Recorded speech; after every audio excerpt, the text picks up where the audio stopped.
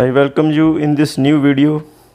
In this video we will learn some basic points about chapter 9, some applications of trigonometry.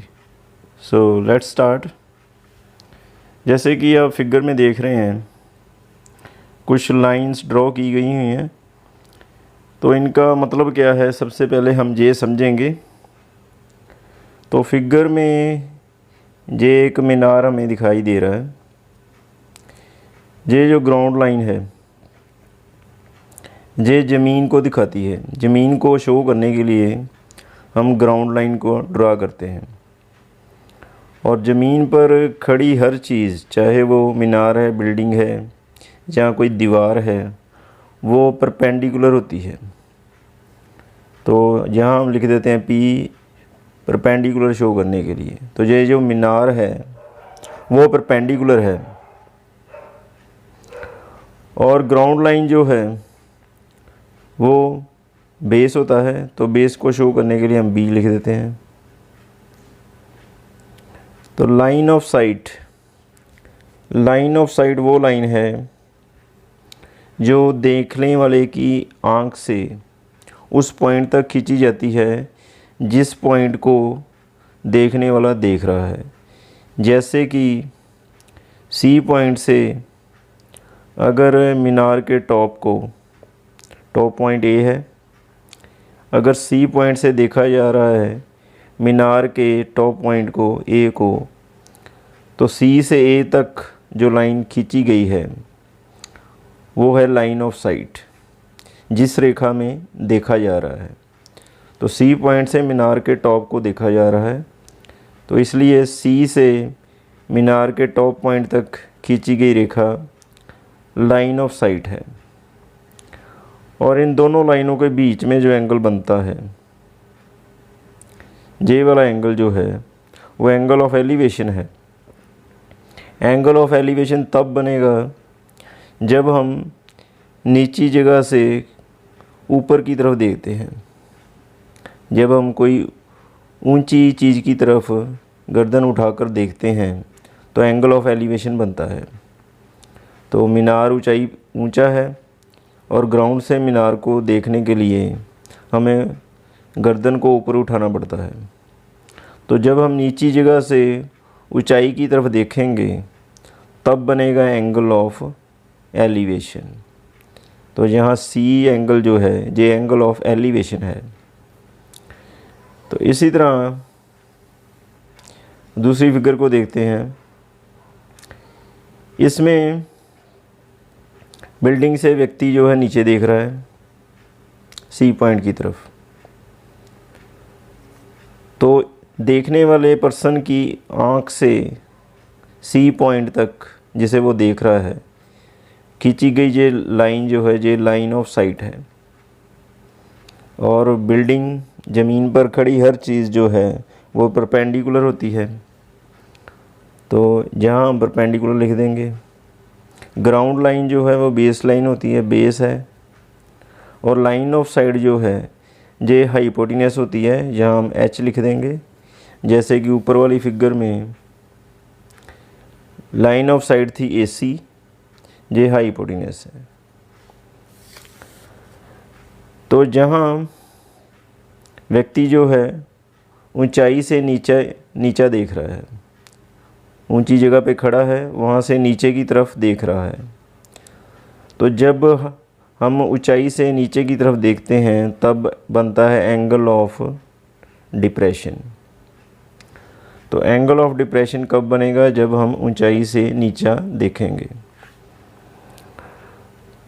तो horizontal level ये वो line है जो ground line के parallel खींची जाती है। तो ये वाला एंगल जो है एंगल A, ये एंगल ऑफ डिप्रेशन है। एंगल A और एंगल C दोनों इक्वल होंगे क्योंकि ये दो लाइनें पैरेलल हैं। ग्राउंड लाइन और हॉरिजॉन्टल लाइन जो है पैरेलल हैं, और उनको AC लाइन इंटरसेक्ट कर रही है। और एंगल A जो है वो इक्वल है एंगल C के, क्योंकि ये अल्टरनेट एंगल हैं। Alternate angles.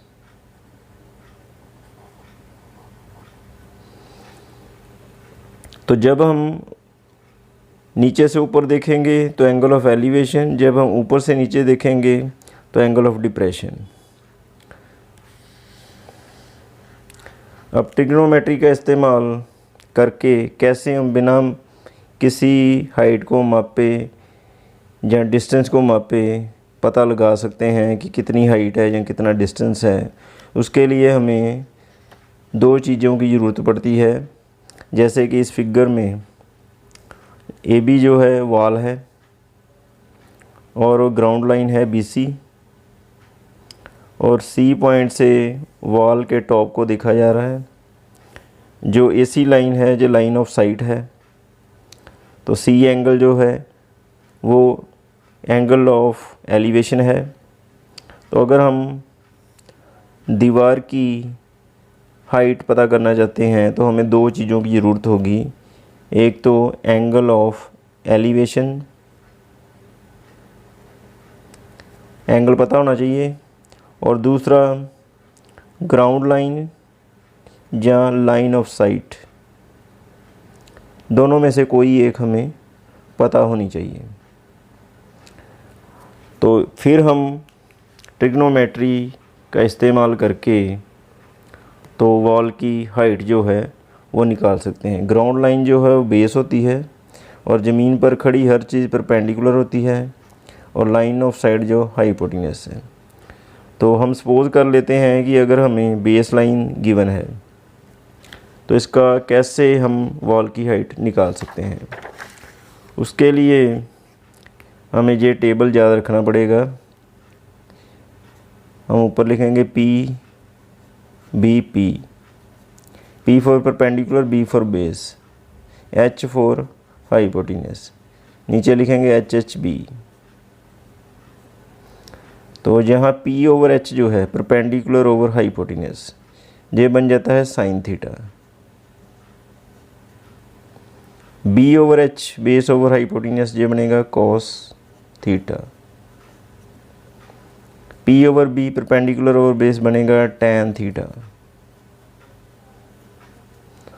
तो अगर हम इसका रेसिप्रोकल कर दें साइन का, तो H ओवर P हो जाए हाइपोटेन्यूस ओवर परपेंडिकुलर, तो वो बन जाएगा कोसिकेंट थीटा। तो अगर हम कॉस का रेसिप्रोकल कर दें H over B hypotenuse over base, तो वो बनेगा सीकेंट थीटा। इसी तरह टैन का रेसिप्रोकल कर दें B over P base over perpendicular, तो वो बनेगा कॉट थीटा। तो जैसे हम अभी बात कर रहे थे, तो अगर हम दीवार की हाइट निकालना चाहते हैं तो हमें दो चीज़ों की ज़रूरत होगी। एक तो एंगल ऑफ एलिवेशन और एंगल ऑफ डिप्रेशन जो भी आपको दिया हो। दूसरा ग्राउंड लाइन या लाइन ऑफ साइट, दोनों में से कोई एक हमें पता होनी चाहिए। अगर हमें ग्राउंड लाइन दी हुई है और एंगल ऑफ एलिवेशन दिया है थीटा, तो दो चीज़ें हम लेंगे।